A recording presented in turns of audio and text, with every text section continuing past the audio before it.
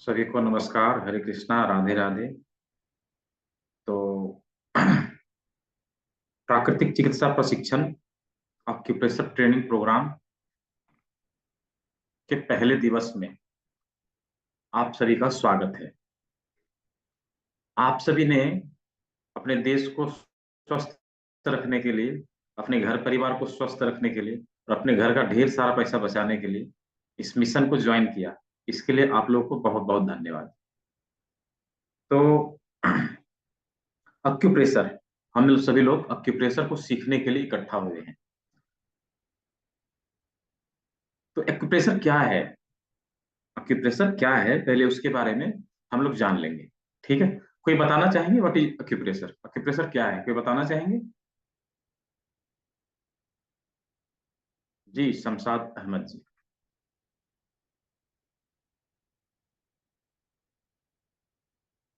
जी sir, good evening. Good evening, बोलिए। जी sir,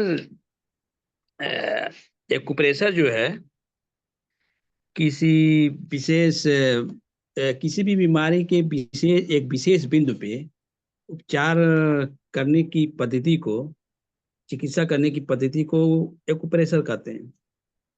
बहुत अच्छा। चलिए, और दीप जायसवाल जी बताइए। दीप जायसवाल। सर, जी जी जी बता रहा हूँ, बस एक मिनट पकड़ा करो यार। आपकी वॉइस क्लियर नहीं है। सर एक मिनट। लेट मी बता रहा हूँ। है आवाज? जी सर। हाँ, अभी ठीक है, बताइए। मैं नमस्कार सर आपको। नमस्कार। मैंने मैं दोबारा ज्वाइन किया 2015-16 के बाद। जी जी। मैं सर पॉइंट कर रहा हूँ। मैं एक्यूप्रेशर जो शब्द है सर, ये लैटिन भाषा से आया हुआ है। Acute plus pressure. एक्यू का मतलब नीडल से होता है, प्रेशर मतलब दबाव से होता है। तो हमारे शरीर के कुछ खास बिंदुओं को रिफ्लेक्सोलॉजी के अंदर जो आती हैं, तो प्रेशर दे के हम तत् संबंधित रोगों का इलाज करते हैं। और मैं ये भी कहना चाहूँगा लोगों के जो हमारे पार्टिसिपेंट हैं, बीच में मैंने ज्वाइन किया है आपका डिप्लोमा कोर्स। कल मैंने मिलिट्री से मैंने पूरा कर दिया है सर। जी जल्दी तो मैं आपका। जी और जी। मेरा ये ट्रेनिंग है, ये समाज सेवा के लिए है, नॉट फॉर मनी। पैसा तो ठीक है, सबको अच्छा लगता है। मेरा मेन उद्देश्य है कि मैं थोड़ा कुछ समाज को कुछ दे पाऊंगा अपने जीवन में। आपके माध्यम से कुछ मैं सीखूंगा तो मैं समाज में थोड़ा फैलाने की कोशिश करूंगा। इसके लिए बहुत आपका है। आशीर्वाद चाहिए सर। ठीक है सर। मैं बहुत अच्छा। ऑफलाइन बाद में आके कर लूंगा। मैं बनारस से हूँ। अच्छा अच्छा। अगर इधर कहीं सेंटर होगा तो बताइएगा सर, यहाँ मैं ऑफलाइन जरूर जरूर। क्लासेस मैं धनबाद में भी कर सकता हूँ, कोई दिक्कत नहीं। ठीक है ठीक है, चलिए, बहुत अच्छा। ठीक है अंजू सर, देवी, धन्यवाद।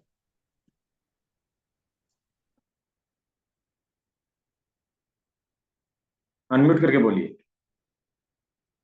जी सर। यूपी प्रेस प्रणाम सर। हाँ, प्रणाम, बोलिए। यूपी प्रेशर किसी भी बीमारी से संबंधित एक निश्चित बिंदु पर दबाव डालने की पद्धति को यूपी प्रेशर कहते हैं। बहुत अच्छा। और किन्हीं को बोलना है? चलिए, अब मैं बता देता हूँ। इसको नोट डाउन कर लीजिएगा। ठीक है, इसको नोट डाउन कर लीजिएगा। जो नोट डाउन कर चुके हैं उसको एक बार मिला लीजिएगा। ठीक है। अक्यूप्रेशर किसी बीमारी से संबंधित एक निश्चित बिंदु पर दबाव देकर चिकित्सा करने की पद्धति को अक्यूप्रेशर कहते हैं। डेफिनेशन एक्यूप्रेशर का मैं फिर से बोल देता हूँ। किसी बीमारी से संबंधित एक निश्चित बिंदु पर दबाव देकर चिकित्सा करने की पद्धति को अक्यूप्रेशर कहते हैं।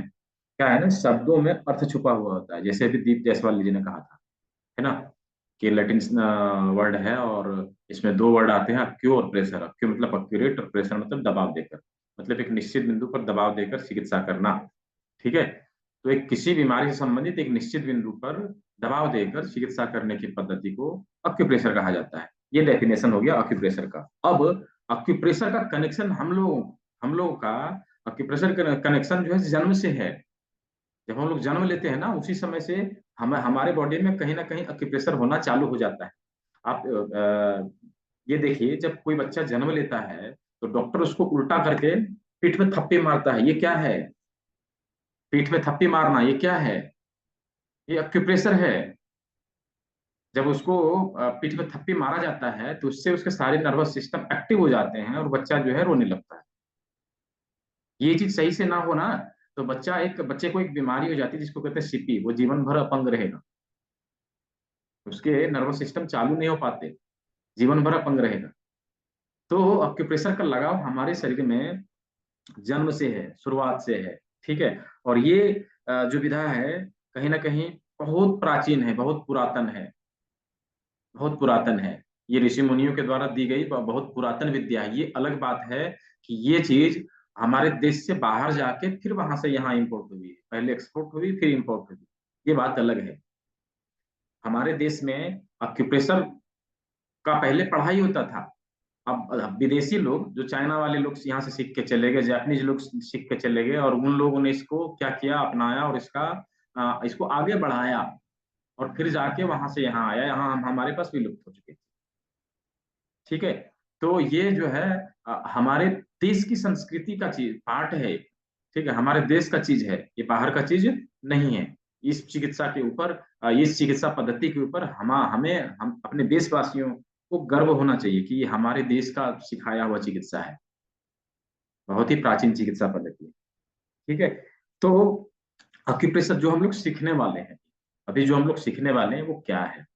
ये अक्यूप्रेशर जो है समानता के सिद्धांत के ऊपर कार्य करता है। इसको लिख लीजिए, ये पीडीएफ में नहीं मिलेगा। जो चीजें पीडीएफ में नहीं रहेगी मैं बोल दूंगा कि ये पीडीएफ में नहीं मिलेगा। ठीक है, तो ये पीडीएफ में नहीं मिलेगा, इसको नोट डाउन कर लीजिए। अक्यूप्रेशर समानता के सिद्धांत के ऊपर कार्य करता है। अभी हम लोग देखेंगे किस तरह से समानता के सिद्धांत के ऊपर कार्य करता है।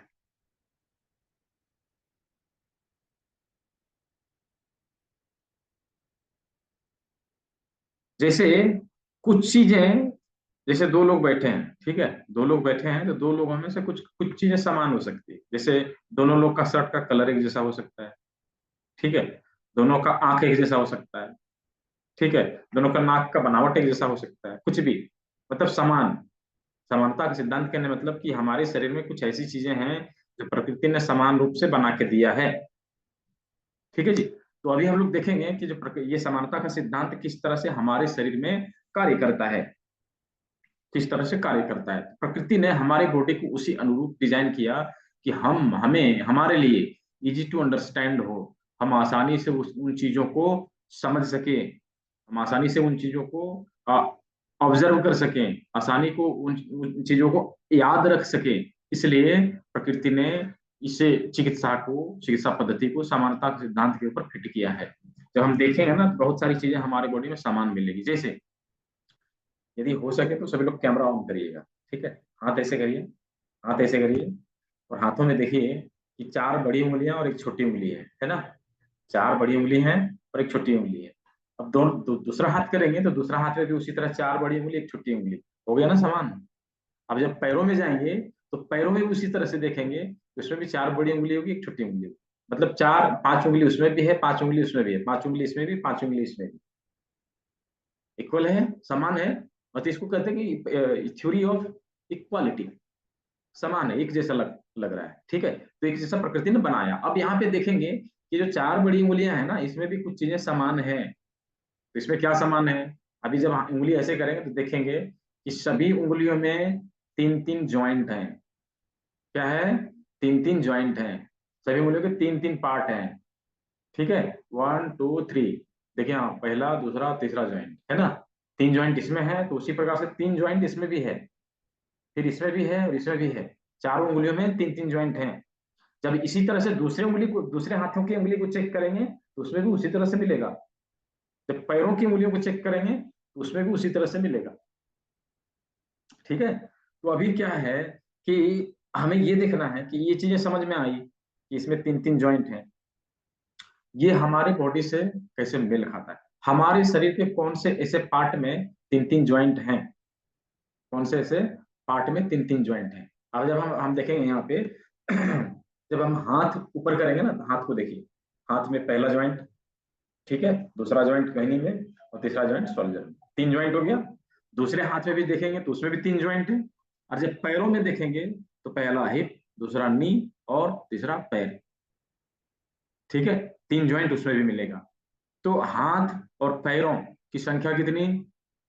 4, और उसमें ज्वाइंट की संख्या कितनी? 3। समान है, इजी इजी टू अंडरस्टैंड होना चाहिए, मतलब समझ में आना चाहिए। चारों, मतलब हाथ और पैर चारों में भी जो है 3-3 ज्वाइंट है, और हाथ और पैरों की संख्या मिला के कितनी है? 4 है। और हमारे उंगलियों की संख्या कितनी है? 4 है। और उंगलियों, बड़ी उंगलियों में रेखाएं कितनी है? इसमें ज्वाइंट कितनी है? 3 है। अभी कुछ कुछ चीजें समझ में आ रही है कि हमारे हाथ पैरों की संख्या भी 4 है, हमारी बड़ी उंगलियों की संख्या भी 4 है, हमारे हाथ पैरों में ज्वाइंट की संख्या भी 3-3 है, हमारी उंगलियों में संख्या ज्वाइंट की 3-3 है। इसका मतलब क्या हुआ कि हमारे हाथ और पैरों के एक्यूप्रेशर के सारे निशान कहाँ पे मिलेंगे? इन बड़ी 4 बड़ी उंगलियों में, चाहे वो इस हाथ का हो, चाहे वो इस हाथ का हो, चाहे वो पैरों का हो, ठीक है, चाहे वो पैरों का हो, सभी ये चारों उंगलियों में ही सारे सारे निशान मिलेंगे, सारे निशान, सारे पॉइंट्स इसी चारों उंगलियों में मिलेंगे। अभी ये कैसे डिफाइन करना कि हमने तो ये जान लिया कि 4 बड़ी उंगलियों में से 2 पैर होगा, 2 हाथ होगा, ये हमें समझ में आ गया। बट ये हम कैसे जानेंगे कि ये चारों में से कौन सा 2 पैर है, कौन सा 2 हाथ है? ठीक है, अभी अभी देखना है कि हम लोग जब जमीन पे खड़े होते हैं, जब जमीन पे खड़े होते हैं तो हम हाथ के बल पे खड़े होते हैं या पैर के बल पे खड़े होते हैं? हमारा पैर कहाँ रहता है? जमीन के ऊपर। हमारा पैर कहाँ रहता है? जमीन के ऊपर। और हाथ कहाँ? हवा में झूलता है। हाथ कहाँ? हवा में झूलता है। अभी क्या करना है कि अपने हाथ को ऐसे करना है, देखिए ऐसे करिए अपने हाथ को। हाथ को हमने जमीन बना दिया, ठीक है, और ये इसको जो है 2 हाथ है 2 पैर है, ये हमें पता है ना। अब इसको करेंगे यहाँ पे टच, जमीन में टच करेंगे, तो यहाँ देखेंगे कि सबसे पहले 2 उंगली टच होती है, 2 उंगली टच होती है। 2 उंगली क्या है? हवा में टच नहीं होती, वो हवा में झूल रही है। 2 उंगली हवा में झूल रही है, ठीक है, 2 उंगली टच होगी। इसका मतलब क्या हुआ कि हमने देखा था कि इन चारों में से 2 पैर है 2 हाथ है, लेकिन 2 क्या है? जमीन में टच हुआ, 2 हवा में झूल रहा। जो जमीन में टच हुआ वो पैर है, जो हवा में झूल रहा वो हाथ है। क्लियर? सभी को समझ में आया तो चैट बॉक्स में यस लिख के बताइए। क्लियर है सभी को? सभी को समझ में आया? लिख के बताइए चैट बॉक्स में यस। फिर मैं आगे बढ़ूं।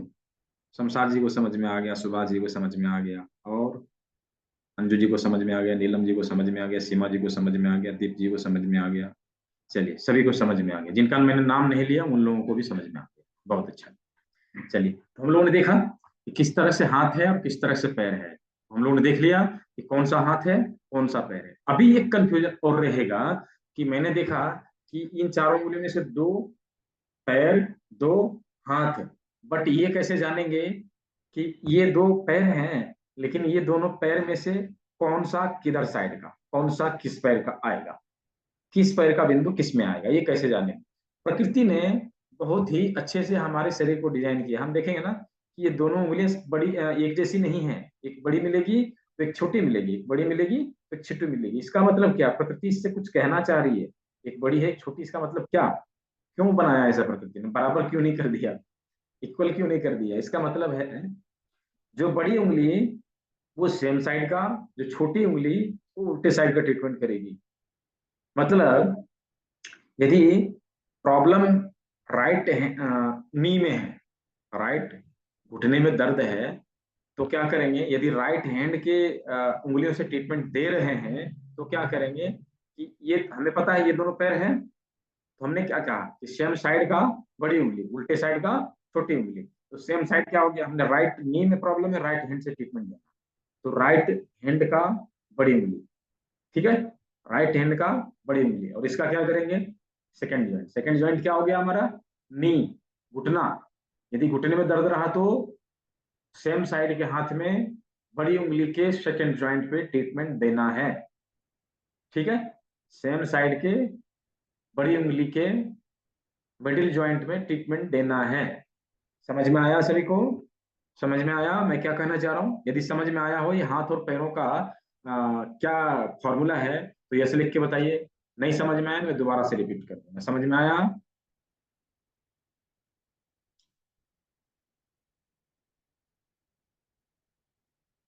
चलिए, कोई ऐसा तो नहीं जिनको समझ में नहीं आया? चलिए, सभी को समझ में आ गया, बहुत अच्छा। यदि समझ में नहीं आया हो, ठीक है, कुछ कंफ्यूजन रहा हो, तो वीडियो की रिकॉर्डिंग जो है वो ग्रुप में जाएगी।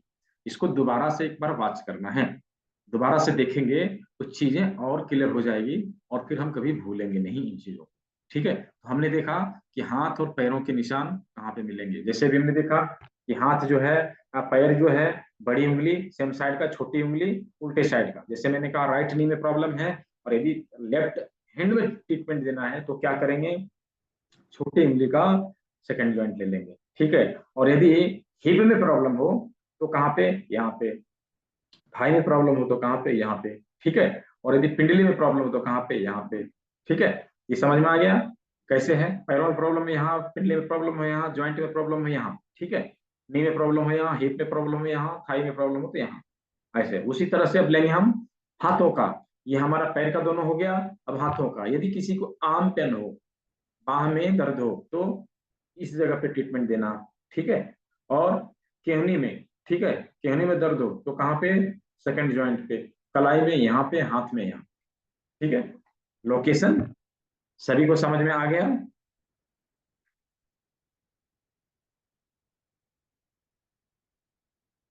लेफ्ट में सेम होगा या रिवर्स होगा? अनम्यूट करिए, क्या कहना चाह रहे हैं आप? प्रणाम महोदय। हाँ बोलिए, क्या कहना चाह रहे हैं? दाहिने हाथ में जैसे आपने बताया कि ये बड़ी उंगली जो है वो राइट साइड को रिप्रेजेंट कर रही है, तो लेफ्ट हैंड में मतलब कि ये रिवर्स हो जाएगा, समझ नहीं पाए, थोड़ा सा यहाँ पे खाली कंफ्यूजन रह गया। अच्छा, मैं फिर से बता दूं। देखिए, मैंने क्या कहा कि दो उंगली है हमारे पैरों के लिए, दो उंगली है हमारे हाथों के लिए। चलिए, हमने पैर का ट्रीटमेंट करना है। ठीक है, तो पैर में से क्या कहा मैंने कि एक जो है बड़ी उंगली रहेगी सेम साइड के लिए, छोटी उंगली रहेगी उल्टे साइड के लिए। थोड़ा सा यहाँ कंफ्यूजन लग सकता है, मैं इसको क्लियर कर देता हूँ कि बड़ी उंगली सेम साइड कहने का मतलब यदि राइट साइड के नी में प्रॉब्लम है, ठीक है, तो बड़ी उंगली को चुनेंगे। और यदि लेफ्ट साइड के नी में प्रॉब्लम है तो छोटी उंगली को चुनेंगे। यदि हमने लेफ्ट हैंड में ट्रीटमेंट देना है, लेफ्ट हैंड से ट्रीटमेंट दे रहे हैं, और यदि राइट नी के में पेन है तो क्या करेंगे, छोटी उंगली के सेकंड जॉइंट में लेंगे। और यदि लेफ्ट के नी में ही प्रॉब्लम है तो हम क्या करेंगे, बड़ी उंगली के सेकंड जॉइंट में लेंगे। चीजें क्लियर हो रही है? जी जी गुरुजी। क्लियर हो रही है? जी जी ठीक है, हम चाहे हाथों में दें चाहे पैरों में दें, फॉर्मूला एक ही रहेगा। वो क्या जी रहेगा, बड़ी और छोटी की। ठीक है, जी जी जी तो अभी हमने देखा हाथ और पैरों के सारे निशान कहाँ पे मिले, किस जगह पे मिले, ये हम लोगों ने लोकेट कर लिया, देख लिया। अभी हम लोग चलते हैं, चार उंगली कंप्लीट, बचा कौन सा, पांचवा उंगली। पांचवा उंगली में देखेंगे क्या, दो ज्वाइंट है, पहला और दूसरा, दो ज्वाइंट मिलेंगे पांचवा उंगली में। अब यहाँ पे जैसे अभी हमने ये लोकेट किया था ना कि तीन ज्वाइंट हमारे बॉडी के किस पार्ट में है, अभी हम लोगों को देखना है कि दो ज्वाइंट हमारे बॉडी के किस पार्ट में है, किस अंग में है। देखिए बताइए, हमारे शरीर के कौन से भाग में? दीप जी कह रहे हैं नेक, और कोई?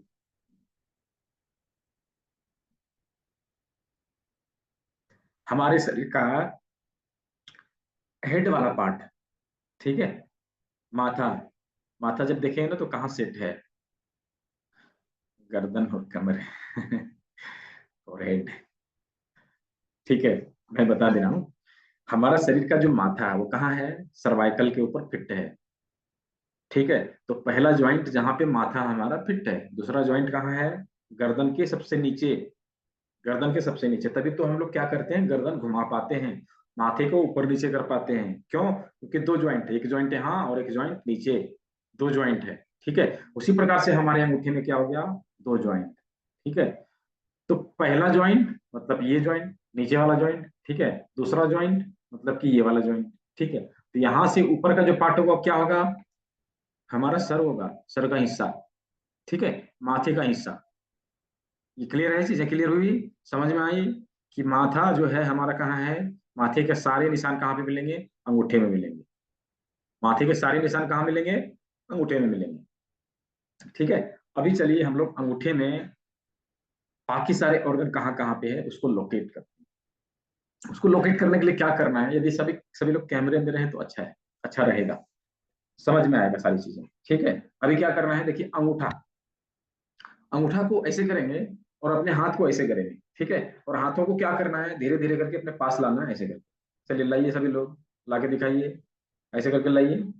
हाँ, अब जब पास में लाएंगे तो देखें कुछ ऐसा है जो हमारे हाथों को सबसे पहले टच कर रहा है, कोई चीज ऐसा है जो सबसे पहले हमारे हाथों को टच कर रहा है, क्या है, चलिए चैट बॉक्स में बताइए।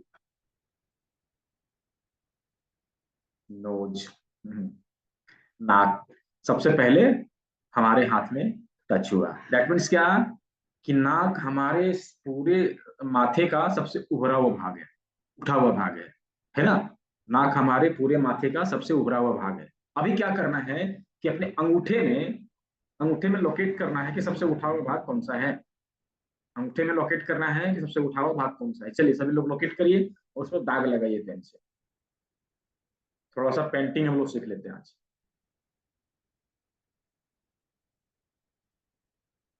देखिए ऐसा करके लगा देना है दाग, ठीक है, लगा के दिखाइए सभी लोग। गोरख जी का लग गया, और किन का लगा है, सुभाष जी का लग गया, प्रदीप जी का लग गया, वीएमसी, वीएमसी आपका नाम तो नहीं पता लेकिन वीएमसी जी का लग गया, रेणु जी का भी लग गया, और नीलम जी का लग गया, और किन का लगा, अज्जू, अज्जू जी का लग गया, और किन का लगा, अंजू जी का लग गया। चलिए चलिए, और जिनका मैंने नाम नहीं लिया उन सभी का लग गया, राज जी का भी लग गया, बहुत सारे लोगों का लग गया। ठीक है, अभी क्या करना है कि हम लोगों ने यहाँ पे निशान लगा लिया। अभी क्या करेंगे कि नाक हमारा कैसे है, नीचे की ओर चौड़ा और ऊपर की ओर पतला, ठीक है, नीचे चौड़ा ऊपर की ओर पतला, ऐसे है ना। अभी आपने जो निशान बनाया है उसके ऊपर उसी तरह से बनाना है।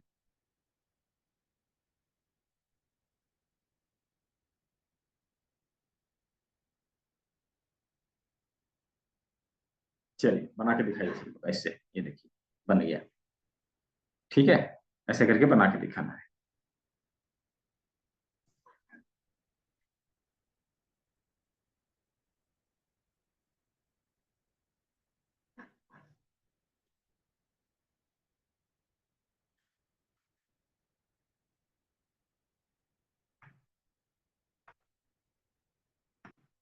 चलिए, गोरख जी का बन गया, वीएमसी जी का बन गया, रेणु जी का बन गया, सुभाष जी का बन गया, नीलम जी का बन गया, मंदाकिनी जी का भी बन गया, अंजू जी का भी बन गया, अजीत जी का बन गया, अज्जू जी का बन गया।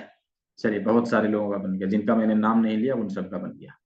ठीक है, तो अभी हम लोगों ने बना लिया, नाक कहाँ है ये हम लोगों ने देख लिया। अभी क्या है कि नाक जैसे जहाँ पे खत्म होता है ना उसके दोनों साइड क्या है, आंख है, उसके दोनों साइड क्या है, आंख है, तो आंख को जो है बना लेना है।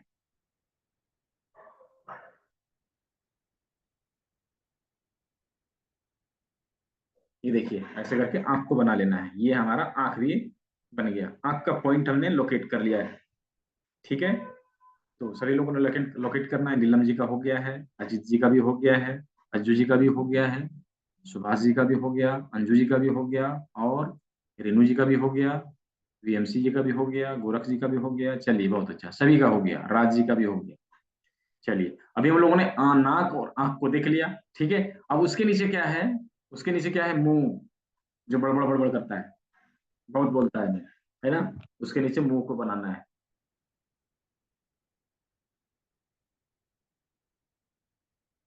ये हमने मुंह को भी बना दिया।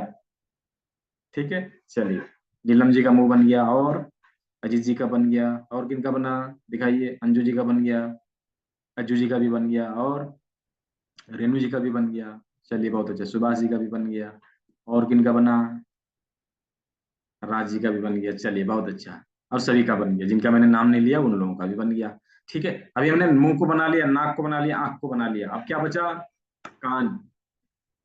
कान कहाँ है, आंख से जब हम सीधा लाइन खींचेंगे ना तो देखेंगे कि उससे जस्ट नीचे आता है, आंख से सीधा लाइन खींचेंगे तो देखेंगे उससे जस्ट नीचे आता है कान। अभी क्या करना है कि जहां से हमने आंख बनाई है, आंख जहां से बनाया उसे सीधा लाइन खींचेंगे और उसके नीचे क्या करेंगे, डॉट दे देंगे, ये हमारा क्या होगा, कान होगा। और जब डॉट हम देंगे ना तो देखेंगे कि हमारा जहाँ पे नाखून खत्म होता है उसके जस्ट सेंटर लाइन में यहाँ पे आता है ये डॉट, ठीक है, ये देखिए ऐसे, ठीक है। दूसरे साइड में उसी तरह से करना है, मतलब ये हमारा कान बन गया, ठीक है, दोनों साइड से कान बन गया, ठीक है। अभी क्या है कि जो है आंख, आंख और नाक जहाँ हमारा जहाँ पे इंड होता है उसके ऊपर क्या है हमारा फोरहेड, उसके ऊपर क्या है फोरहेड। तो फोरहेड के ऊपर क्या है, कैसे बनाना है ये देखिए, इसको जो है इस तरह से सेंटर लाइन दे देना है, ये देखिए ऐसे लाइन दे देना है, ठीक है, और उसके ऊपर भी एक लाइन दे देना है। अभी हम देखेंगे कि जब हम सीधा खड़े रहते हैं ना तो हमारा सर का ऊपरी हिस्सा बहुत कम दिखता है और फोरहेड ज्यादा दिखता है। मतलब क्या हुआ, जब हम ऐसे करेंगे ना तो देखेंगे फोरहेड जो है इस तरह से दिखना चाहिए और जो हेड है वो बहुत कम दिखना चाहिए, ठीक है। तो हेड क्या है, हेड के ऊपर बाल होते हैं, टॉप ऑफ हेड के ऊपर बाल होते हैं और वो काला दिखता है, ऊपर थोड़ा सा कलर कर देना, मतलब बाल बना देना, ये हमारा ऐसे हो गया, ठीक है। ये हमारा बाल बन गया, ये हमारा फोरहेड बन गया, ये दोनों आंख बन गई, ये नाक है और मुंह है, इधर कान है, ठीक है। अभी जो रह गया back of head, back of head, back of head कहाँ पे आएगा, नाखून के जस्ट नीचे, नाखून के नीचे, ये यहाँ पे तो बैक ऑफ हेड हो गया और ये हमारा ब्रेन का भी एरिया हो गया, ठीक है। सभी का हो गया, सभी ने पेंट कर लिया, पेंटिंग सीख लिया, थोड़ा सा दिखा दीजिए कैसे पेंट किया है आप लोगों ने। नीलम जी दिखा रही हैं, सुभाष जी दिखा रहे हैं, और अज्जू जी दिखा रहे हैं, प्रदीप जी दिखा रहे हैं, और बीएमसी जी भी दिखा रहे हैं, और रेनू जी दिखा रहे हैं, अंजू जी दिखा रहे हैं, और कौन कौन दिखा रहे हैं बताइए, राज जी भी दिखा रहे हैं, चलिए बहुत अच्छा, गोरख जी भी ने बना लिया, बहुत अच्छा, चलिए। तो हम सभी ने देखा कि सर के सारे ऑर्गन कहाँ पर हैं। चलिए इसको थोड़ा सा स्लाइड के माध्यम से देखते हैं कैसा दिखता है, किस तरह से दिखाई देता है।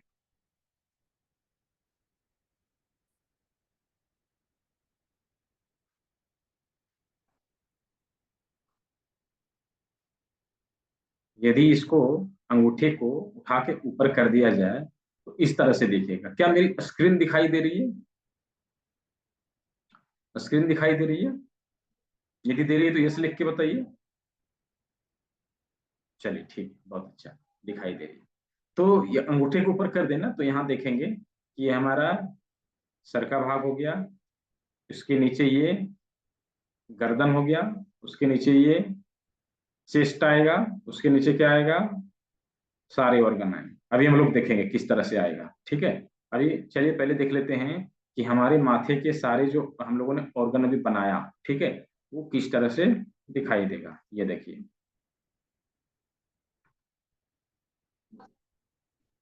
यहाँ पे देखिए, ये बनाया, ठीक है, ये कान बना दिया, ये नाक बना दिया, ये दोनों आंख बना दिया, यहाँ पे फोरहेड हो जाएगा, ये मुंह हो जाएगा। मतलब कि ऊपर के ज्वाइंट में जितने सारे ऑर्गन हैं वो सारे आ गए। कैसे आएगा, ये देखिए इस तरह से दिखाई देगा, ठीक है जी। अभी हम लोगों ने देखा, ठीक है। उसके नीचे क्या आएगा, उसके नीचे क्या आएगा, गला। तो गला का पार्ट कैसे आएगा, देखिए यहाँ पे, ये जो है गला। जिन किसी को भी थायराइड की समस्या होती है ना, उनको यहाँ ट्रीटमेंट देना चाहिए। ट्रीटमेंट कैसे देंगे वो हम लोग कल बात करेंगे। आज हम लोगों ने थ्योरी पहले कंप्लीट करना है, कल हम लोग प्रैक्टिकल कर लेंगे, और परसों रहेगा क्वेश्चन आंसर सेशन, मतलब कोई सवाल रह गया हो तो उसको हम लोग क्लियर करेंगे, ठीक है। तो हम लोगों ने देखा सर के सारे भागों को देख लिया, गला देख लिया, गला किस तरह से है तो ऐसे है, ठीक है। अब गले के नीचे क्या आता है, गले के नीचे क्या आएगा, गले के नीचे चेस्ट, ठीक है, चेस्ट में ही हमारा लंग्स है और हार्ट है, चेस्ट में ही हमारा लंग्स है और हार्ट है। तो चेस्ट कैसा है हमारे शरीर का, क्या है, जैसे भी माथे में हम लोगों ने देखा, माथे में हम लोगों ने देखा कि एक उभरा हुआ भाग है, क्या है, नोज है।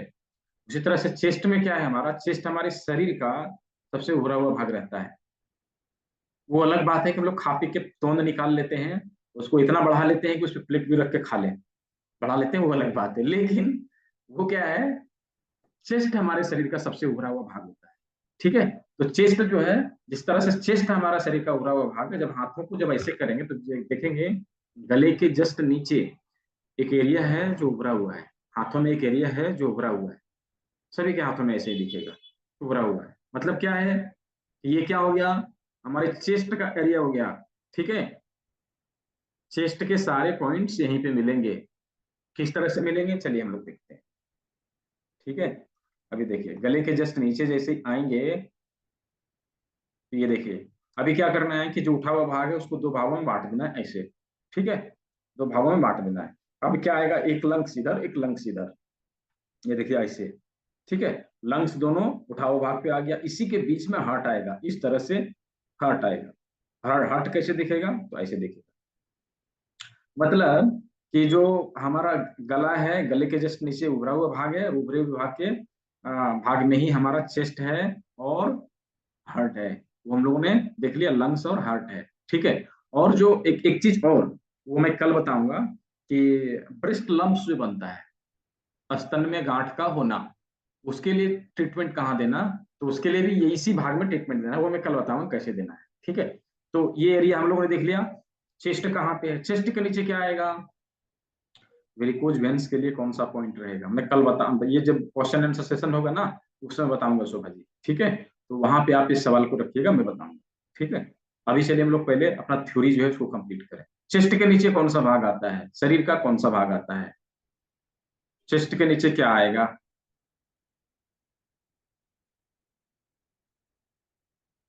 चैट बॉक्स में लिख के बताइए क्या आएगा चेस्ट के नीचे।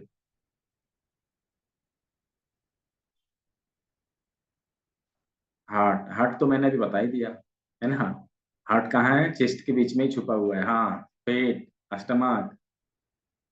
क्या है, जब हम कुछ भी खाते हैं, कुछ भी खाते पीते हैं तो खाने की नली, और नली के बाद क्या जाएगा, पेट सीधा, है ना।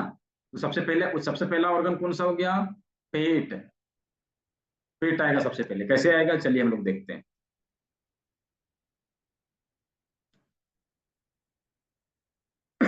ये देखिए, यहाँ पे जैसे ही हमारा चेस्ट का एरिया खत्म हुआ, अभी हमने ऊपर करके दिखाया था ना, जैसे हमारा चेस्ट का एरिया खत्म हुआ उसके नीचे क्या आ जाएगा, पेट, ठीक है, इस तरह से ये पेट आ गया, ये पेट आ गया, यहाँ पे डिडेनम आ गया, इधर अभी स्प्लीन आ जाएगा, ये देखिए यहाँ पे स्प्लीन आ गया, डाइजेस्टिव सिस्टम के सारे ऑर्गन यहाँ पे आ जाएंगे, जैसे यहाँ पे स्प्लीन हो गया, पेट हो गया, ठीक है।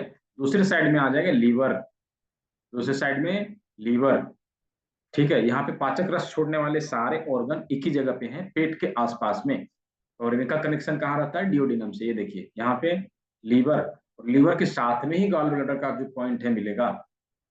पित्ती की थैली की पथरी यदि किसी को होती है तो हम कहाँ से ठीक करेंगे, तो इसी जगह से ठीक करेंगे, ठीक है।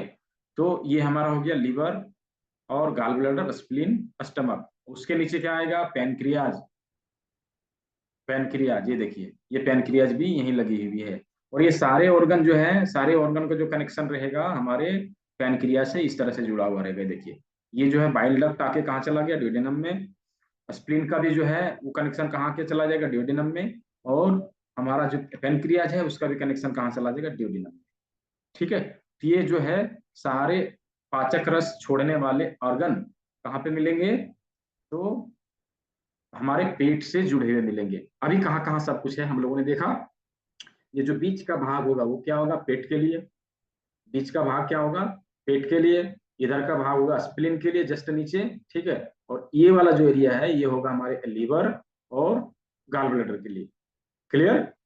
तो पाचक रस छोड़ने वाले सारे और जो एंजाइम छोड़ेंगे सारे ऑर्गन, उसका जो है, और पेट, वो हम लोगों ने कंप्लीट किया। उसके नीचे क्या आता है, तो लार्ज इंटेस्टाइन, और लार्ज इंटेस्टाइन के बीच में स्मॉल इंटेस्टाइन। हमारे पेट से जब खाना पचता है ड्यूडेनम से होकर सबसे पहले स्मॉल इंटेस्टाइन में जाएगा, स्मॉल इंटेस्टाइन से होते हुए लार्ज इंटेस्टाइन में जाएगा, और वो फिर जो बचा कुचा पचा हुआ भोजन एनस के माध्यम से बाहर निकल जाता है, ये प्रोसेस है। तो ठीक है, अभी हम लोगों ने देखा कहाँ है, किस तरह से है, चलिए अभी हम लोग देखते हैं कि ये आगे किस तरह से काम करता है, ठीक है। अभी हम लोगों ने देखा कि स्टमक कहाँ है, स्प्लीन कहाँ है, लीवर कहाँ है, गॉल ब्लैडर कहाँ है, पैनक्रियाज कहाँ है। अभी लार्ज इंटेस्टाइन यहाँ पे इस तरह से दिखाई देगा, लार्ज इंटेस्टाइन यहाँ पे इस तरह से दिखाई देगा, देखिए ऐसे, ठीक है। और ये जाके आगे फिर यहाँ पे ये कनेक्शन यहाँ मिला और इसमें आके मिला, और ये आके जो है यहाँ पे आके खत्म हो गया, ठीक है। अभी देखिए बहुत ही इंटरेस्टिंग फैक्ट्स, हमारे देश में बहुत सारे लोग तंबाकू खाते हैं, खैनी खाते हैं, और उन लोगों का आदत क्या होता है, जो लोग खैनी खाते हैं उन लोगों का अक्सर आदत होता है कि वो सुबह मोशन, पेट क्लियर करने से पहले, बाथरूम जाने से पहले खैनी खाएंगे। वो कहेंगे कि यदि मैं खैनी नहीं खाऊंगा तो मुझे मोशन नहीं आएगा, बाथरूम नहीं लगेगा, ऐसा बोलते हैं। लेकिन ऐसा नहीं है, ये इसलिए होता है क्योंकि जब खैनी वो लोग बनाते हैं ना, तो कहाँ बनाते हैं, हाथों में, हाथों में कहीं तंबाकू को रखते हैं, इसको रगड़ते हैं, है ना, अंगूठे से पूरा रगड़ते हैं और थप्पी भी मारते हैं। वो क्या कर रहे हैं? वो अक्यूप्रेशर कर रहे हैं, उनको पता नहीं है। वो अक्यूप्रेशर कर रहे हैं लेकिन उनको पता नहीं है ये चीज, ठीक है। वो जाने अनजाने में उन बिंदुओं को प्रेशर दे रहे हैं, उन बिंदुओं पर को एक्टिवेट कर रहे हैं जो उनको मोशन ला देता है। लेकिन उनके दिमाग में ये लगता है कि मैं खैनी खा रहा हूँ इसकी वजह से होता है। खैनी खाने की वजह से नहीं, हम पॉइंट के ऊपर प्रेशर दे रहे हैं, इसकी वजह से हो रहा है, ठीक है। तो ये एक फैक्ट है, लोगों को लगता है ऐसा लेकिन वैसा नहीं है। उसका वजह ये है कि हम जो है उन बिंदुओं पर प्रेशर दे रहे हैं और हमारा जो है ऑर्गन एक्टिव हो जा रहा है और उसके वजह से मोशन आता है। Sir 3 participant participating through 1 mobile, no problem, कोई बात नहीं।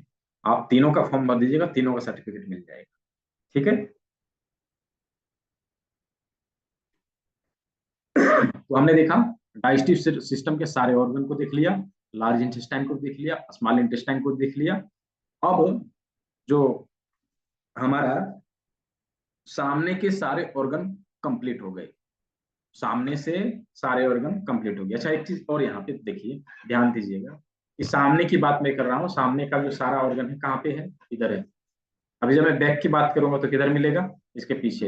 ये प्रकृति ने कैसे बनाया हमारे हाथों में? सामने क्या किया? व्हाइट दे दिया। पीछे क्या किया? रेड कलर कर दिया। ऐसा क्यों किया? हम लोग चाहते हैं ना कि हम सामने से एकदम गोरा चिट्टा दिखे, साफ सुथरा दिखे, चाहते हैं ना। तो हम सामने से जैसे साफ दिखना चाहते हैं, मतलब कि ये सामने जो है व्हाइट जो है वो सामने हो गया, अब पीछे काला रहेगा तो चलेगा, ठीक है। प्रकृति ने भी उसी तरह से डिजाइन करके दिया, मतलब ये बैक हो गया, ये फ्रंट हो गया, है ना।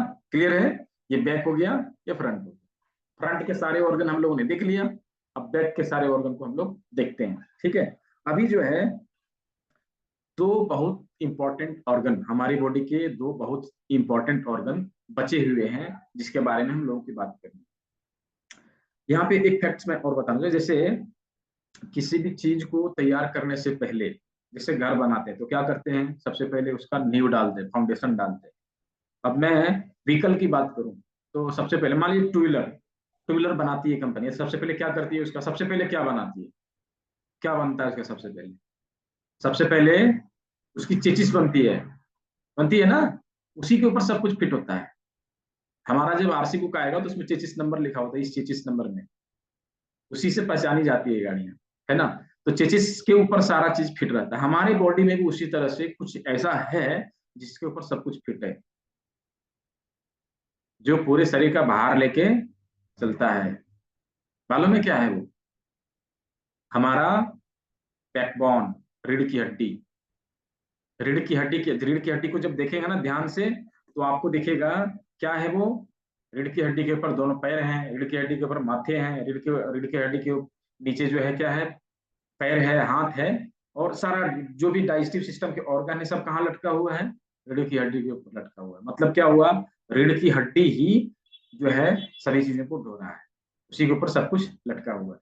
तो मतलब वो इतना इंपॉर्टेंट है कि उसका ख्याल रखना हम लोग को चाहिए। जब हम लोग इसको आगे जब पढ़ेंगे, आगे की पढ़ाई जब करेंगे तो देखेंगे बायो क्लॉक में कहा जाता है कि उसका जब समय आता है ना तो उसको रेस्ट देना चाहिए। यदि हम उसको रेस्ट नहीं देंगे तो हमारा जो cervical spondylitis, back pain, upper back pain, lumbar pain, tailbone pain, ये सब आने की संभावना बढ़ जाती है। यही कारण है कि आज के समय में इन चीजों से लोग ज्यादा ग्रस्त हो रहे हैं, यही कारण है, और कोई दूसरा कारण नहीं है। तो हमें क्या करना? किसका ख्याल रखना, ठीक है। तो रीढ़ की हड्डी का ख्याल रखना। रीढ़ की हड्डी कहाँ है? पीछे है। तो अभी हम लोग पीछे जब की स्टडी जब करेंगे तभी देखते हैं कि वो कहाँ पर है, ठीक है। इसके अलावा एक बहुत ही इंपॉर्टेंट ऑर्गन, उसके बारे में बात करने से पहले मैं थोड़ा सा बात करता हूँ कि ये जो पूरा यूनिवर्स है, हॉल यूनिवर्स, संपूर्ण ब्रह्मांड 8 तत्वों से मिलकर बनी है। 8 तत्व क्या है? तो 5 तत्व जो हमें दिखाई देते हैं और 3 तत्व जो हमें दिखाई नहीं देते हैं। 5 तत्व दिखाई देते हैं वो क्या है? पृथ्वी, जल, अग्नि, वायु और आकाश। पृथ्वी, जल, अग्नि, वायु और आकाश जो हमें दिखाई देता है ना। पंच महाभूत से बना हुआ हमारा शरीर, वो हमें दिखाई देता है। 3 तत्व और है जो हमें दिखाई नहीं देता, वो क्या है? हमारा मन, बुद्धि और अहंकार। ये चीजें हमें दिखाई नहीं देता। तो 5 तत्व मिलके हमारा स्थूल शरीर बनता है जो हमें दिखाई देता है, और 3 तत्व मिलके हमारा सूक्ष्म शरीर बनता है, जो हमें दिखाई नहीं देता। मालूम है, जब कोई आदमी किसी की जब अकाल मृत्यु होती है, मतलब अननेचुरल डेथ, बीच में ही मर गया, उसकी आयु पूरा नहीं हुआ और बीच में ही मर गया, तो वो क्या बनता है? उसका जो है स्थूल शरीर जो है खत्म हो गया, लेकिन सूक्ष्म शरीर उसके पास है, उसी को हम लोग भूत बोलते हैं। वो भूत बन गया, है ना। तो भूत क्यों है? क्योंकि उसके पास स्थूल शरीर नहीं है, सूक्ष्म शरीर बचा हुआ, इसलिए वो भूत है। जिस दिन उसका सूक्ष्म शरीर भी खत्म हो जाएगा, उस दिन वो स्वरूप में आ जाएगा और अपने धाम को वापस चला जाएगा। ठीक है। तो हमारा जो 5 तत्व है जो हमें दिखाई देता है, उसमें से सबसे ज्यादा हमारे शरीर में क्या रहता है? एक हम उदाहरण लेते हैं, हमारी पृथ्वी जहां पे हम लोग रहते हैं। पृथ्वी में जब देखेंगे ना, तो 5 तत्वों में से सबसे ज्यादा क्या है? कौन सा तत्व की मात्रा है? जब देखेंगे तो पता चलेगा। हम देखेंगे कि 1/3 जल है, 3/3 जल है, और 1/3 क्या है? बाकी सारे तत्व है ना। मतलब 3 भाग में क्या है? जल है, और 1 भाग में ही बाकी सारे तत्व मिलेंगे। उसी तरह से हमारे शरीर में भी 3 भाग जल का और 1 भाग बाकी सब चीजों का, मतलब 70% जो है क्या है? वाटर। 30% क्या है? बाकी सारी चीज, बाकी सारे तत्व। तो जो 70% जो जल है ना, उस जल तत्व को संभालने के लिए हमारे बॉडी में एक और ऑर्गन है, जिसको भगवान ने बहुत ही सोच समझ के बनाया है। मालूम है वो क्या है? मालूम है वो क्या है? कौन सा ऑर्गन है? किडनी। बहुत अच्छा, किडनी। एक फैक्ट्स में और बताना चाहूंगा, यहाँ पे जैसे लंबी रूट की जो गाड़ियां चलती है, लाइन लाइन की बसें, लोरियां बड़ी बड़ी जो रात को ट्रेवल करती है, उसमें आप देखेंगे 2 ड्राइवर होता है। मालूम है क्यों होता है? क्योंकि जब एक थक जाएगा तो एक क्या करेगा? आगे का भार को संभालेगा। उसी तरह से जब हमारे शरीर में क्या है, प्रकृति ने 2 ड्राइवर दिया हमारी बॉडी को, बॉडी के 70% वर्कलोड को संभालने के लिए। वो क्या है? किडनी। भगवान ने किडनी इसीलिए 2 बना के दिया, प्रकृति ने किडनी इसीलिए 2 बना के दिया, ताकि हमारा जो वर्कलोड है 70% का, वो अच्छे से चल सके। इसीलिए होता है ना कि किसी किसी का एक किडनी फेल हो गया तो एक किडनी से काम चल रहा है, एक किडनी से काम चल रहा है। किसी का एक किडनी फेल हो गया तो परिवार वाले किडनी अपना निकाल के दे भी देते हैं। ऐसा क्यों होता है? क्योंकि एक किडनी से काम चल सकता है, इसलिए।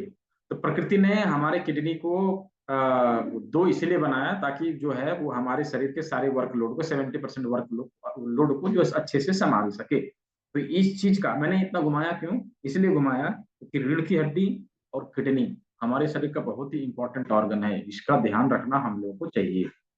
यदि हम अच्छे से ध्यान रखेंगे तो हमारा शरीर अच्छे से स्वस्थ भी रहेगा और हम जल्दी बीमार नहीं पड़े। ठीक है। तो किडनी का कैसे ख्याल रखना और रीढ़ की हड्डी का कैसे ख्याल रखना, इसके ऊपर हम लोग कल चर्चा करेंगे। लेकिन अभी देखते हैं किडनी कहाँ है और रीढ़ की हड्डी कहाँ है। ठीक है। दोनों किडनी फेल हो सकती है तो क्या? डायलिसिस। देखिए, डायलिसिस हम बाहर से करते हैं ना, डायलिसिस करना नेचुरल है, डायलिसिस करना हमारे किडनी का काम है। ठीक है जी। डायलिसिस करना हमारे किडनी का काम है। यदि हम वो बाहर से करें तो फिर वो वर्क नहीं कर रहा ना। जैसे पंखा चलता है, तो पंखा चलता है, क्या है वो? पंखा चल उसका हवा देने का काम है पंखे का। पंखा चलना बंद हो जाए और बाहर से पंखे झल के हवा ले, तो फिर उसका काम नहीं रह गया ना, वो तो और खराब होता जाएगा। और एक दिन ऐसा आएगा उसमें जंग लग के वो पूरा खराब हो जाएगा। ठीक है ना। हमारे बॉडी का जो ऑर्गन काम करना बंद करता है, हमें प्रयास करना चाहिए कि उसको चालू किया जाए, ना कि हम बाईपास से कुछ जो चीजें हमारे शरीर में घट रही है उसको ले लें। जैसे डायबिटीज होता है तो हम क्या करते हैं? बाहर से इंसुलिन ले लेते हैं। नहीं, जहां इंसुलिन तैयार होना चाहिए वहां से आना चाहिए। यदि वहां से नहीं आ रहा है तो हमें उसके ऊपर काम करना पड़ेगा। प्राकृतिक चिकित्सा में और आधुनिक चिकित्सा में यही डिफरेंस है। प्राकृतिक चिकित्सा में हम क्या करते हैं? खराब हुई चीजों को ठीक करने का प्रयास करते हैं, और आधुनिक चिकित्सा में क्या करते हैं? अरे उसको छोड़ो, हमारा काम चलने से मतलब है ना, शॉर्टकट चाहिए हमें। आज शॉर्टकट के चक्कर में हमारे घर से सिलबट्टे गायब हो गए। हमारे घर से जाता, जिससे गेहूं पीसा जाता था, आटा बनाया जाता था, वो गायब हो गया, है ना। मिक्सी आ गया, ग्राइंडर मिक्सर, 2 मिनट में मसाला पीस जाना चाहिए, 2 मिनट में सब कुछ हो जाना चाहिए, है ना। लकड़ी पे खाना बनता था पहले, वो गायब हो गया, लकड़ी के चूल्हे गायब हो गए। अब क्या है कि स्विच ऑन करो, स्टोव जल जाना चाहिए। तो ये सारी चीजें हैं। हम अपने नेचर से बहुत ही दूर जाते चलते जा रहे हैं, इसके वजह से हम जो है परेशानी में बचते जा रहे हैं। तो अभी हम लोग को देखना है कि हमारा जो रीढ़ का हड्डी है वो कहाँ पर है और किडनी कहाँ पर है। चलिए हम लोग उसको लोकेट करते हैं। ठीक है, पीछे की ओर हम लोग चलते हैं, सामने की ओर हम लोगों ने देख लिया।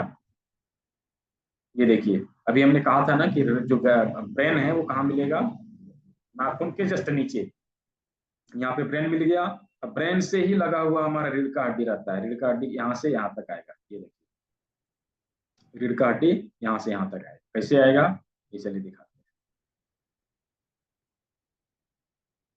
हैं। स्क्रीन दिखाई दे रही है तो, यदि दिखाई दे रही है तो यस लिख के बताइए तो चैट बॉक्स में। स्क्रीन दिखाई दे रही है?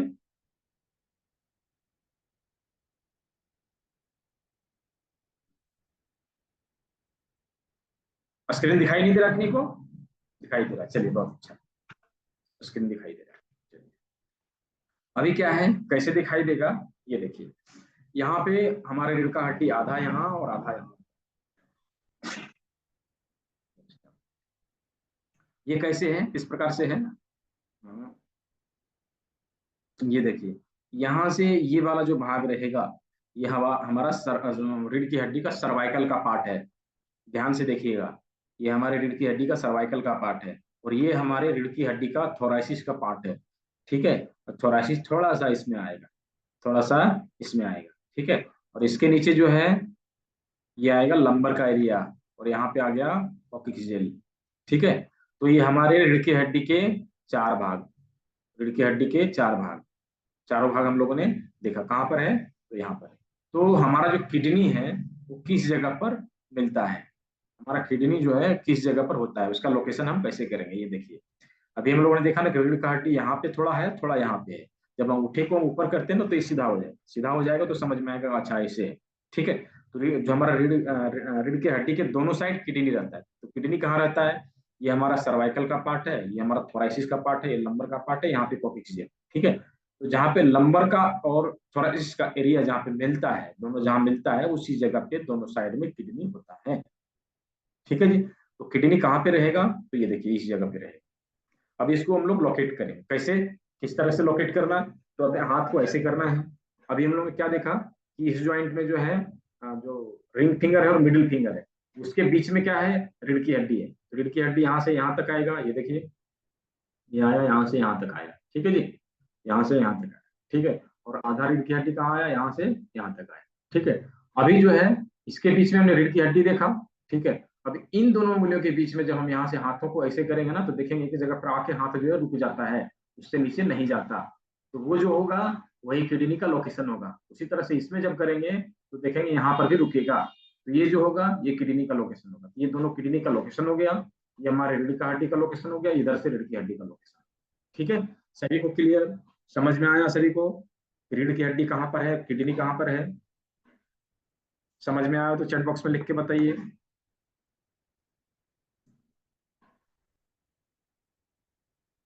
चीजें क्लियर हुई?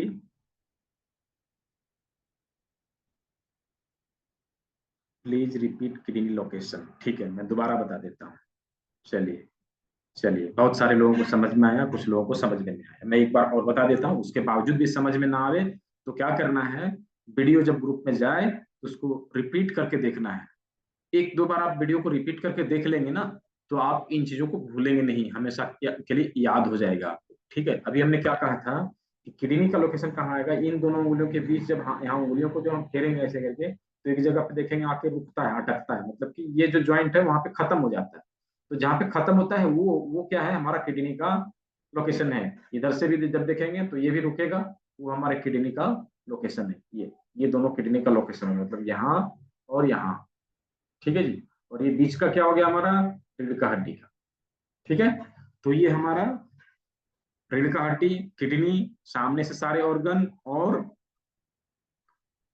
सर के सारे अंग और अपना हाथ और पैर हम लोगों ने देख लिया किस जगह पे है। आज हम लोगों ने थ्योरी कंप्लीट किया, कल हम लोग इसके लिए प्रैक्टिकल करेंगे। तो प्रैक्टिकल करने के लिए कुछ कुछ चीजों को लेके आना है जिससे हम प्रैक्टिकल कर सकते हैं। तो वो क्या क्या चीजें लेके आना है, इसको सभी लोग नोट डाउन कर लीजिए, इसको लिख लीजिए क्या लेके आना है।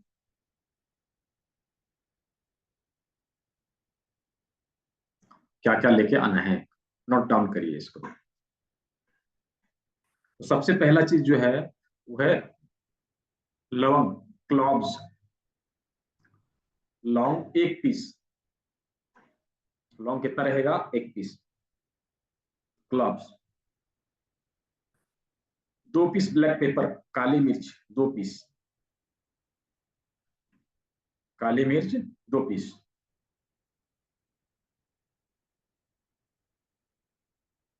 मेथी के दाने, मेथी के दाने लगभग 25 ग्राम।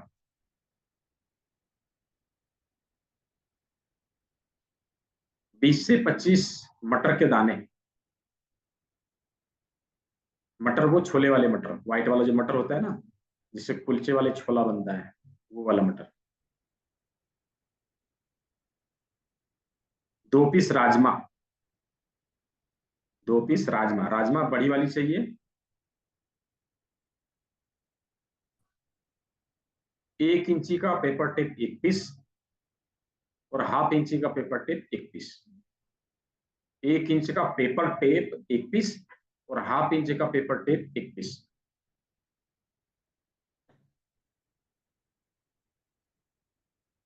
इन सारी चीजों को लेकर क्लास में उपस्थित होना है। तो हम इससे प्रैक्टिकल करके देखेंगे कि कैसे इससे हम अपना ट्रीटमेंट कर सकते हैं। जो चीजें हमारे घर में पड़ी हुई है ना, कहीं से बाहर से लाने की कोई जरूरत नहीं, ये चीजें हमारे घर में पड़ी हुई है, इससे हम अपने बॉडी को कैसे ठीक कर सकेंगे। हाँ, इसका हमने क्या टैगलाइन दिया है कि शुरुआती बीमारियों को गंभीर और असाध्य बनने से पहले रोकना। इस चीज को यदि हम सीख लेते हैं, इस चिकित्सा पद्धति को यदि घर घर पहुंचा देते हैं, जो बीमारी शुरू होती है ना, उसको वहीं पर रोक दिया जाए, वो आगे बढ़े ही ना। और यदि आगे ना बढ़े तो क्या होगा कि हमारे घर से निकलने वाला एक ह्यूज अमाउंट बच जाएगा। अननेसेसरी जो एक्सपेंसेस होते हैं वो बच जाएंगे। ठीक है, तो अभी 2-4 मैं सवाल ले लेता हूँ, फिर मैं होमवर्क दे दूंगा, और फिर कल हम लोग मिलेंगे। जिनका सवाल रहेगा वो हैंड रेज कर लेंगे, बाकी कुछ सवाल बच जाता है तो उसको हम लोग जब क्वेश्चन आंसर सेशन होगा उस समय कंप्लीट करेंगे। जी, नीलम जी। हाँ, नमस्ते सर। नमस्ते। सर, ये जैसे मुझे माइग्रेन है, काफी पुराना है, 25-30 साल कह सकते हैं, तो वो हो सकता है कि और अब। हाँ, जटिल रोग भी इससे ठीक होते हैं, लेकिन जटिल जटिल रोगों के लिए क्या है ना कि हमारे पूरे बॉडी में हम्म 417 अक्यूप्रेशर के बिंदु, 417, ठीक हम्म है। 107 मर्म चिकित्सा के पॉइंट होते हैं, ठीक है। और 100 बिंदु होता है हमारे कान में, जिसको बोलते हैं कर्ण बिंदु, ठीक है। हम्म। तो सभी बिंदुओं को मिला के यदि प्रोटोकॉल बना के ट्रीटमेंट दिया जाए तो ये आसानी से चला जाएगा, बहुत बड़ी चीज नहीं है। हमारे बॉडी में कोई भी ऐसी चीज नहीं है जो ठीक नहीं हो सकता, सब ठीक हो सकता है, लेकिन हमें ठीक करना आना चाहिए। मुझे नी पेन भी बहुत ज्यादा है, मतलब चलो, अभी मुझे लग रहा है कि जैसे इंजेक्शन लगवा लो या कुछ सर्जरी करा लें, चला ही नहीं जाता है तो सर्जरी कराने की जरूरत नहीं है, वैसे ही ठीक हो जाएगा। मुझे। ठीक है, हाँ ऐसे ही ठीक। थैंक यू ठीक सर। है, कल हम लोग ट्रीटमेंट करने का वो देखेंगे कैसे ट्रीटमेंट करते हैं। तो उसके बाद जो आप अपना ट्रीटमेंट करना चालू करिए, उससे हो जाता है तो ठीक है, नहीं तो एडवांस के जो बिंदु हैं वो सारे बिंदुओं को जान लीजिए, सीख लीजिए, और उससे ट्रीटमेंट करिए, ठीक हो जाइए, वो बहुत बड़ी बात नहीं। ठीक, thank you sir. Welcome. Renu Bala.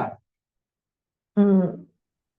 Hello sir, मैं ये कह रही हाँ थी कि आपने जैसे मटर का दाना बोला है, उसकी जगह हाँ, हरा मूंग भी तो ले सकते हैं ना, हरा मूंग साबुत। ले सकते हैं, लेकिन स्पाइन के लिए जो है ना, मटर के दाने का प्रयोग करने से अच्छा रहता है, उससे रिजल्ट जल्दी आता है। ठीक है, आवाज आ रही है? हाँ आ रही है, देखो क्या आ रही है। मैंने कहा हरा मूंग भी ले सकते हैं ना। हरा मूंग के जगह पे मटर के दानों को यदि प्रयोग करेंगे तो रिजल्ट जल्दी आएगा, ये मैंने कहा। अच्छा हाँ ठीक है, नहीं मैंने ठीक है, वैसे पूछा कि हरा मूंग ले सकते हैं इसलिए। ले सकते हैं, लेकिन यदि हम मटर के दानों का प्रयोग करेंगे ना तो रिजल्ट जल्दी है। आजकल मटर, अच्छा जो ये बाजार में जो डेली वाले मटर है ये सही रहेंगे? हाँ हाँ, ठीक है। जैसे कुलचे वाले छोले बनते हैं ना, हाँ हाँ, हाँ वही मटर। मटरा। हाँ हाँ हाँ मटरा टाइप। हाँ, उसी से हो जाएगा। ठीक है, थैंक यू।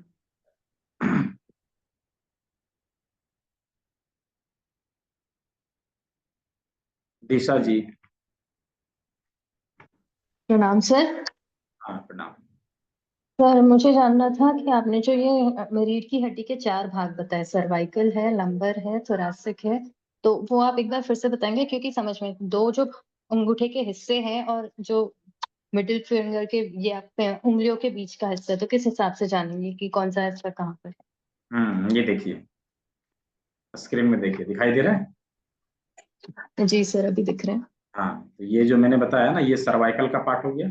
ठीक है, कल इसका मैं ट्रीटमेंट का प्रोसेस भी बताऊंगा। ये हमारा थोराइसिस का पार्ट हो गया। थोराइसिस का दो भाग यहाँ पे आ जाता है इस जगह। ठीक है, और यहाँ से हमारा लंबर स्टार्ट। ये कनेक्ट नहीं होता ना?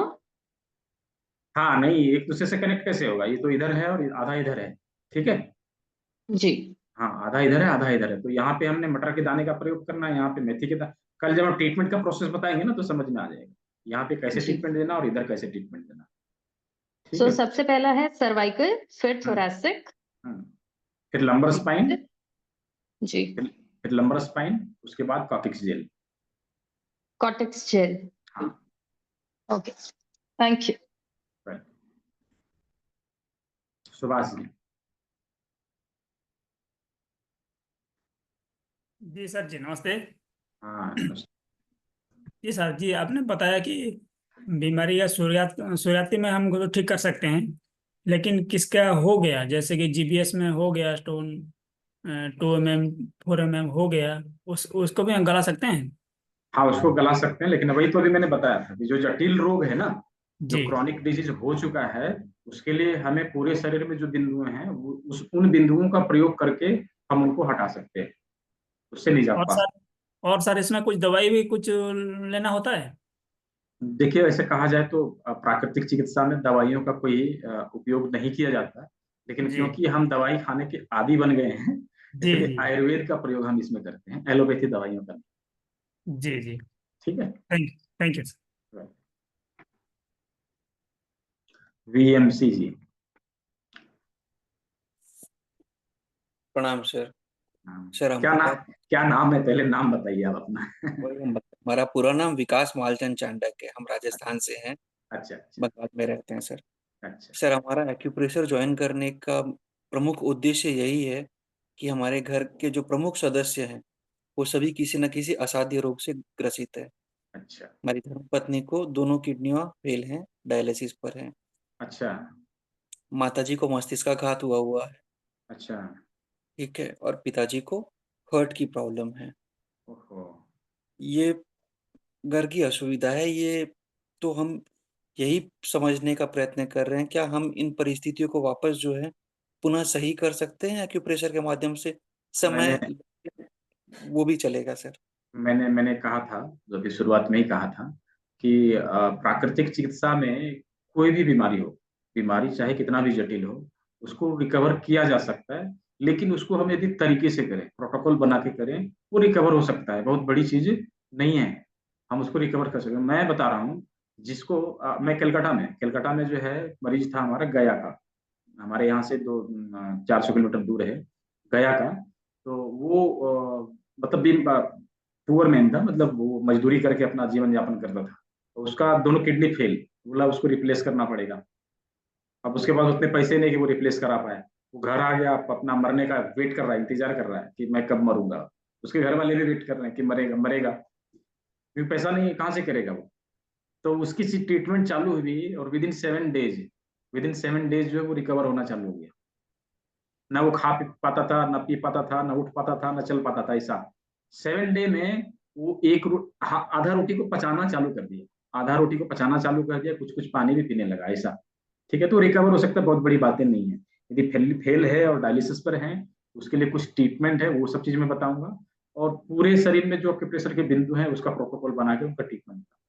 ठीक है, फिलहाल के लिए मैं सभी को बता दूं, किन्हीं को भी किडनी से रिलेटेड कोई भी समस्या हो, चाहे वो फेल्यूर के केस में भी क्यों ना हो, मैं एक दवाई बता रहा हूँ, उसका प्रयोग जो नेचुरल रेमेडीज है, वो बहुत बड़ा इसमें रॉकेट साइंस नहीं है, सभी को जानना जरूरी है इसके बारे में। क्या पता इस ट्रिक से किसी का जान बच जाए। ठीक है, तो मैं बता दे रहा हूँ, कॉर्न सिल्क, भुट्टे का बाल आता है, भुट्टे का जो बाल होता है, उसको क्या करना है, 50 ग्राम लेना, नेचुरली ड्राइड कॉर्न सिल्क होना चाहिए, मतलब स्वयं सूखा हुआ, स्वयं पेड़ में ही सूखा हुआ, फल में ही लग के सूखा हुआ कॉर्न सिल्क हो, भुट्टे का बाल हो, उसको क्या करना है, 50 ग्राम लेना है और उसको बनाने का काढ़ा बनाया जाता है। उसका तरीका क्या है कि 50 ग्राम कॉर्न सिल्क का काढ़ा बनाना है। कैसे बनाना है, तो 50 ग्राम कॉर्न सिल्क को हम लेंगे, 4 लीटर पानी लेंगे, 4 लीटर पानी लेंगे। पानी जो है शुद्ध होना चाहिए, पानी में किसी प्रकार का जो है गंदगी नहीं होना चाहिए, शुद्ध होना चाहिए। उस पानी को क्या करेंगे, 1 लीटर पानी को किसी बर्तन में डालेंगे, किसी पोट में डालेंगे और 20 से 25 मिनट तक उसको लो फ्लेम में बॉईल करेंगे। उसी में कॉर्न सिल्क को डाल देना है, 50 ग्राम कॉर्न सिल्क को उसी में डाल देना और 20 से 25 मिनट तक लो फ्लेम में बॉईल करना। इससे होता क्या है, इससे ये होता है कि 20 से 25 मिनट तक पानी जो है कॉर्न सिल्क के अंदर, जो सिल्क के अंदर औषधीय गुण होते हैं उसको अच्छे से पानी अपने आप में ऑब्जर्व करता है, ठीक है। और वो एक बार में कंप्लीट नहीं होगा। 50 ग्राम कॉर्न सिल्क में इतना औषधीय गुण होता है कि वो हमारे किडनी को रिकवर कर सके, ठीक है। तो क्या है कि उसको एक बार करेंगे, वही प्रोसेस फिर दूसरे लीटर पानी में करेंगे, वही प्रोसेस फिर तीसरे लीटर पानी में करेंगे। कॉर्न सिल्क, उसी कॉर्न सिल्क को 4 बार उपयोग करना है, मतलब 4 लीटर पानी में उसी कॉर्न सिल्क को हम बॉईल करेंगे 4 बार में और सभी पानी को एक साथ मिक्स कर देंगे। पानी हमारे पास 3 से 3.5 लीटर बच जाएगा और उस पानी को 24 घंटे में घुट घुट करके पीने के लिए देना है। जिनका डायलिसिस चल रहा है, डॉक्टर ने यदि बोला है कि उसको 1 लीटर पानी ही देना है तो उनको 1 लीटर ही पानी देना है पीने के लिए, और पानी नॉर्मल पानी ना देके हम ये काढ़ा उनको पीने के लिए देंगे, ठीक है। आप देखेंगे धीरे धीरे धीरे करके जो पेशेंट है वो रिकवर करना चालू कर देगा। और इसके साथ मिरेकल तब होता है जब एक्यूप्रेशर के बिंदुओं का प्रयोग कर देते हैं। आपको लगेगा, मैंने कहा ना 7 दिन में वो रिकवर करे, कैसे किया, यही टेक्निक से किया था, इसी टेक्निक से किया था। इससे बढ़िया होता है कि या जो है हम कॉर्न सिल्क दें और साथ में जो है एक्यूप्रेशर के बिंदुओं का प्रयोग करना चालू करें। धीरे धीरे करके जो है वो डायलिसिस बंद करा देगा और किडनी अपने यथावत अवस्था में आना चालू कर देगा। हमारे शरीर का किडनी, लीवर, लंग्स, ये सब जो है ना अपने किडनी, खास करके किडनी और लीवर अपने आप को जो है रिकवर, पूरी रिकवर कर सकता है। लीवर इवन रीग्रो कर सकता है अपने आप, यदि उसको काट के निकाल दिया जाए तो यथावत अवस्था में कुछ दिन में आ जाएगा, है ना। इसीलिए बोलते हैं ना, कोई कोई लोग लीवर डोनेट करते हैं। कैसे करते हैं, लीवर डोनेट इसीलिए करते हैं क्योंकि वो जो है अपने जगह पर खुद से चलाता है, जितना पहले उसका साइज था उतना बड़ा फिर से हो जाएगा, ठीक है। इस चीज का प्रयोग करिए और आप जो है पूरे शरीर का जितने भी एक्यूप्रेशर के बिंदु उसकी जानकारी लीजिए, अपने शरीर, अपने जो है परिवार को स्वस्थ करिए इससे, ठीक है। मैं बस इतना ही कहूंगा। और कोई सवाल? ठीक है वीएमसी जी, आपके सवालों का जवाब मिला? जी गुरुजी, धन्यवाद गुरुजी। सुशीला जी। सर नमस्ते। सर जिसको ये रहता है ना, फाइबर रहता है ना गर्भाशय में, उसका लिए क्या ट्रीटमेंट है? फाइब्राइड? हाँ, फाइब्राइड सीट्स हो जा गर्भाशय में सीट्स हो जाती है ना? हाँ हाँ, सिस्ट हो जाना। हाँ, उसके लिए देखिए क्या है ना, प्राकृतिक चिकित्सा में मैं फिर एक बार बता दे रहा हूँ, प्राकृतिक चिकित्सा में ये बोला जाता है 10 मूलभूत सिद्धांत होते हैं इसके। इसमें सबसे पहला सिद्धांत ये है कि सभी बीमारी एक हैं, उसका कारण भी एक है, उसका ट्रीटमेंट भी एक ही है, कुछ और नहीं है। वो क्या है, आज के टाइम में हम लोग जो भी खाते हैं, जो फूड लिया वो क्या है, प्रदूषित है। जो हवा लिया वो क्या है, प्रदूषित है। जो पानी पिया वो क्या है, प्रदूषित है। इसके कारण हमारे शरीर में क्या है ना, टॉक्सिन जहां तक इकट्ठा होता रहता है। जहां टॉक्सिन ज्यादा इकट्ठा हुआ उसके अनुसार उस बीमारी का नाम हुआ। जैसे भी किडनी में जमा हुआ तो क्या कहेंगे, किडनी में स्वेलिंग हो गया या किडनी में स्टोन हो गया। गाल ब्लैडर में जमा हुआ तो क्या कहेंगे, या तो कोलेस्ट्रॉल बढ़ गया या तो स्टोन हो गया। लीवर में जमा हुआ तो क्या कहेंगे, फैटी लीवर हो गया। उसी तरह से जब हमारे हड्डियों के ज्वाइंट में जमा होता है तो कहेंगे यूरिक एसिड बढ़ गया या तो गठिया हो गया, अर्थराइटिस हो गया, ठीक है। तो जहां जहां जमा होता है उसके अनुसार बीमारी का नाम होता है, लेकिन कारण उसका एक ही होता है। और क्या होता है, वो क्या होता है, हमारे शरीर में गंदगी का जमा होना। तभी हमने कल वाला जो क्लास खत्म हुआ उसमें बहुत सारे स्टूडेंट उसमें एडमिशन लिया है। अभी 4 दिन का 20 तारीख से क्लास स्टार्ट होने वाला 7 डे का। उसमें क्या करना है, हमने 4 दिनों में हमने ये सीखना है कि अपने हाथों में एडवांस एक्यूप्रेशर के सारे बिंदु, सामने से पीछे से जो बिंदु हैं उसके बारे में हमने जानकारी सीखेंगे। सबसे जानेंगे कि इससे क्या हो सकता है। टेस्टिंग करना और ट्रीटमेंट करना, ये दोनों चीज हम उसमें सीखते हैं। इसके साथ में क्या सीखेंगे, 4 दिन के बाद 5वां 7वां और 5वां 6वां और 7वां दिन, ये 3 दिन में सीखेंगे अपने शरीर की सफाई कैसे करें। और वो भी कैसे, हमारे घर में जो चीजें हैं, जो चीजें उपलब्ध है उसी से, बाहर से कुछ लाने की जरूरत नहीं है, कोई मशीन लगाने की जरूरत नहीं है। जूस थेरेपी के माध्यम से अपने शरीर की सफाई कैसे करेंगे इसके बारे में सीखेंगे, ठीक है। और जो 8वां लेक्चर होगा हमारा, उसमें सीखना है कि हमारे बॉडी के 5 तत्वों को बैलेंस कैसे करना है, ठीक है।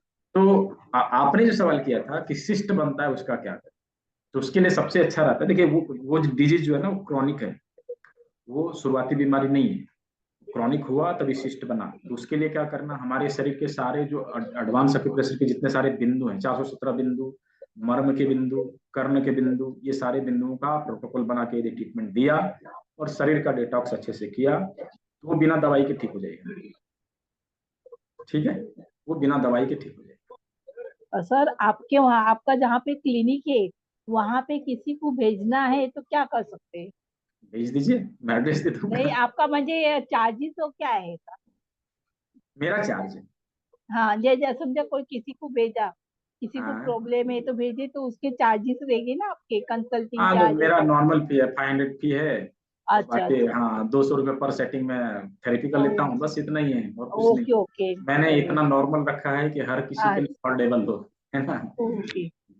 यहाँ से भी घर बैठे भी आपसे कांटेक्ट करके कर सकते हैं? हाँ, आप कहाँ से हैं? मैं मुंबई से हूँ। हाँ, तो मुंबई से आप धनबाद आएंगे, 3 दिन लगेगा आने में आपको। नहीं नहीं, इसलिए बोल रही हूँ मैं, यहाँ से कांटेक्ट करके भी आप दवा वो कर सकते हैं? हाँ हाँ हाँ, कर सकते अच्छा, थैंक यू सर। हैं।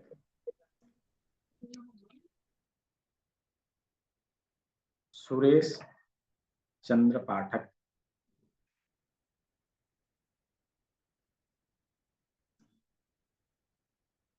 देखिए हेपेटाइटिस जो लीवर का है ना वो भी ठीक हो जाता है, उसके लिए बहुत बड़ी चीज नहीं है।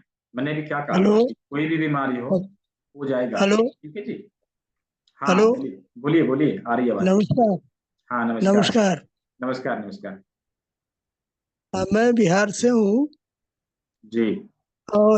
और मैं 71 प्लस का हूँ। अच्छा, बहुत 70 ईयर ओल्ड, बहुत हाँ पहले से मुझे बहुत पहले से मुझे नाभि के नीचे और ग्रोइन एरिया में चर्म रोग है, पहला। दूसरा, मुझे अभी करंटली डायबिटीज भी है और साइटिका पेन है, बाई जांघ में भी है, दोनों घुटनों में है और घुटनों से नीचे दोनों पैरों में है, नीचे तक बहुत भयंकर दर्द हो रहा है। ये 4 कंप्लेन है मेरे। ठीक है, ठीक बहुत हो जाएंगे सारे 4 दूसरे कंप्लेन उपाय जो। तो आप कृपया बताएं। देखिए इसके लिए जो है ना, आप कहाँ से हैं? मैं धनबाद से हूँ, धनबाद झारखंड। हाँ हाँ, धन्यवाद। हाँ ठीक है, यदि आपके नजदीक है तो आप यहाँ तो आ आप सकते हैं। मुझे बताएं मुझे क्या करना हो। हाँ, यदि आपके नजदीक हो तो आप आ सकते हैं, और यदि नजदीक नहीं है, दूर है, तो आप खुद सीख सकते हैं या किसी को सिखा सकते हैं घर में, जो ट्रीटमेंट आसानी से कर दे आपका, ठीक है, तो ठीक हो जाएंगे। ठीक है, क्योंकि शरीर का आवाज जो है, नहीं मिल रही है। आपका शायद नेटवर्क इशू है। मैं बता रहा हेलो। हूँ, यदि यदि आप नजदीक हैं तो आप आ सकते हैं, नजदीक नहीं है, दूर हैं, तो आप घर में किसी को सिखा सकते हैं, या यदि आप खुद सीख सकते हैं तो खुद सीख सकते हैं, सीख लीजिए और अपने शरीर को जो है सो स्वस्थ करिए, ठीक है। इसमें जो है क्या है कि एडवांस के सारे पॉइंट्स का प्रोटोकॉल बना के ही ट्रीटमेंट देने से रिजल्ट आ पाएगा, ठीक है। जी, आने से आपका ये कांटेक्ट नंबर होता तो मैं आपसे बात नहीं कर लेता पहले। जहां से आपने ज्वाइन किया वहां पे मेरा ऑलरेडी कॉन्टेक्ट नंबर है, वहां से आपको मिल जाएगा, ठीक है। ठीक है। गोरख जी।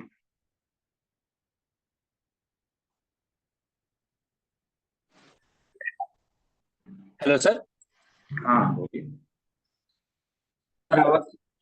साइटिका का पेशेंट ज्यादा है इधर, नहीं क्या मतलब, मेरा थेरेपी सेंटर है हाँ हाँ, पुणे महाराष्ट्र से। अच्छा, पुणे में 19 जनवरी को मैं पुणे आ रहा हूँ। साइटिका का प्रॉब्लम ज्यादा है। हाँ, पुणे अच्छा, महाराष्ट्र। देखिए क्या 19 है जनवरी क्या मिल साइटिका, सकते हैं? हाँ मिल सकते हैं, क्या नहीं। ये देखिए, ये जो हमारा दोनों हाथ उंगली है ना, ये दोनों उंगली, इसके हाँ। बीच में यहाँ पर साइटिका का पॉइंट होता है, ये देखिए यहाँ पर, इस जगह पे। ठीक है, तो इस जगह पे आप एक्यूप्रेशर कैसे करते हैं, मतलब थेरेपी सेंटर में क्या देते हैं, तो फिजियोथेरेपी या एक्यूप्रेशर क्या करते हैं? हाँ, कास्य थाली थेरेपी है और बेड थेरेपी है, जो पूरे सर्वाइकल से पूरे पैर की एड़ी तक मसाज करता है। अच्छा अच्छा, ठीक है। तो उसके लिए क्या करना है, यहाँ पे एक्यूप्रेशर का जो टोटली पॉइंट है, ऑटोमेटिक है। हाँ, यहाँ पे एक्यूप्रेशर का जो पॉइंट है, एक कॉपर की जिम्मी आती है, आप उससे जो है हाँ। प्रेशर देने के लिए चालू करिए, धीरे धीरे धीरे करके उनका जो है आराम से वो निकलता हाँ। जाएगा।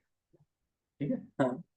ठीक है। और मैंने कहा कि जो भी क्रोनिक डिजीज है, ओके। उसके लिए बेटर है कि हम पूरा का पूरा जो 417 बिंदु है उसकी जानकारी हासिल कर लें, 107 जो हमारे मर्म बिंदु के जितने पॉइंट्स हैं उसके बारे में जान लें, कर्ण बिंदु का जो भी पॉइंट्स है उसके बारे में अच्छे से जान लें, और सभी का प्रोटोकॉल बना के ट्रीटमेंट दें, और शरीर की सफाई करने के लिए सीख जाएं, तो जो है हमारा कोई भी बीमारी को ठीक करने में हमारा हेल्प होगा, हम आसानी से उसको ठीक कर सकते हैं। ठीक है, ओके सर, थैंक यू।